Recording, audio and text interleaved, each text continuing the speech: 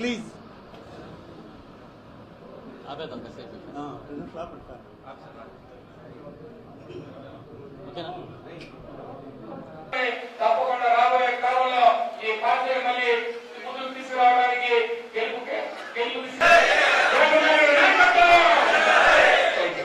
మాజీ మంత్రివర్యులు గౌరవనీయులు ధర్మాన కృష్ణదాస్ గారికి, మాజీ మంత్రి అపర్ణాష్ గారికి,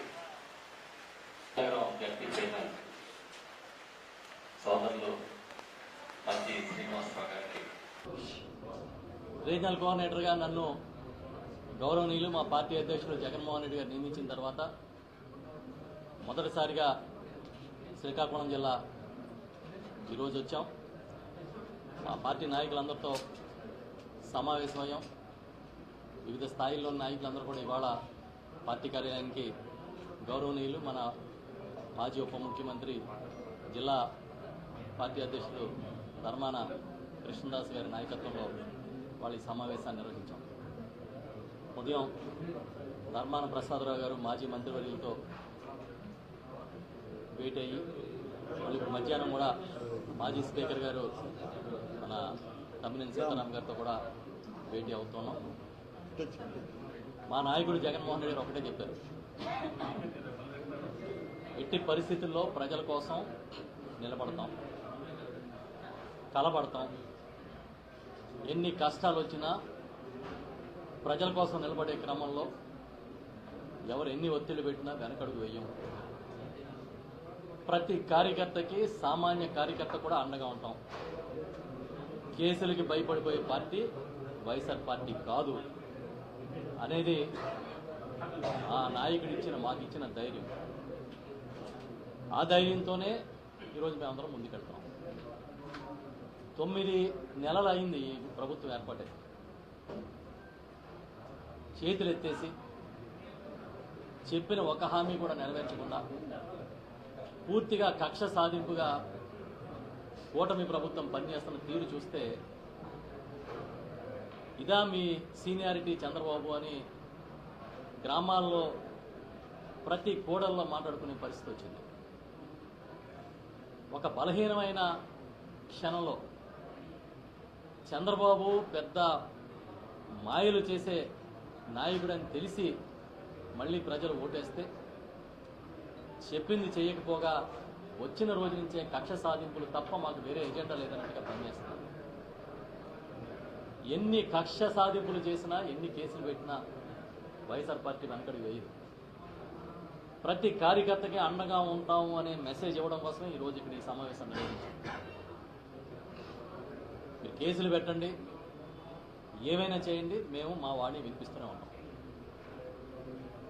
ఈరోజు ఎంత దిగజారిపోయిందంటే ఈ తెలుగుదేశం పార్టీ,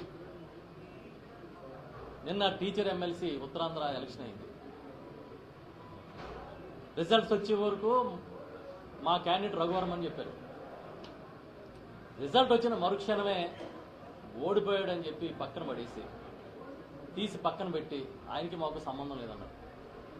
ఇంత క్యారెక్టర్లెస్ లీడర్షిప్ ఎక్కడైనా ఉంటుందా నేను అడుగుతున్నాను.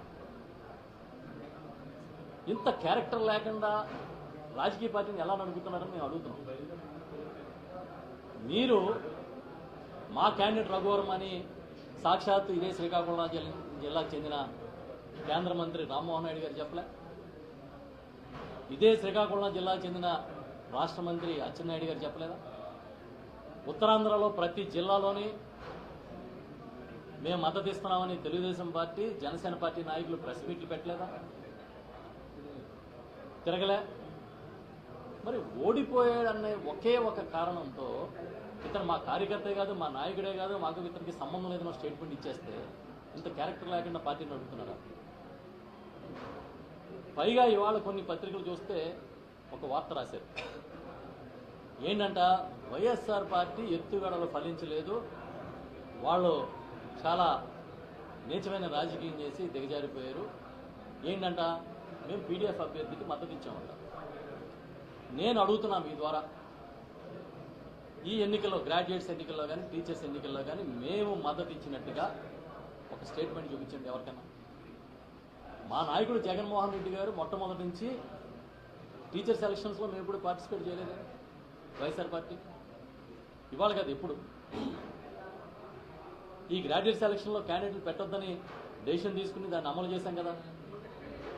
మీకులాగా దొడ్డుదారులతో రాజకీయం చేసే నాయకులు కాదు జగన్మోహన్ రెడ్డి గారు. అంటే నిజంగా మేము క్యాండిడేట్ని పెడితే బహిరంగ చెప్తాం. ఓడిపోయిన క్యాండిడేట్ మావాడు కాదు, గెలిచి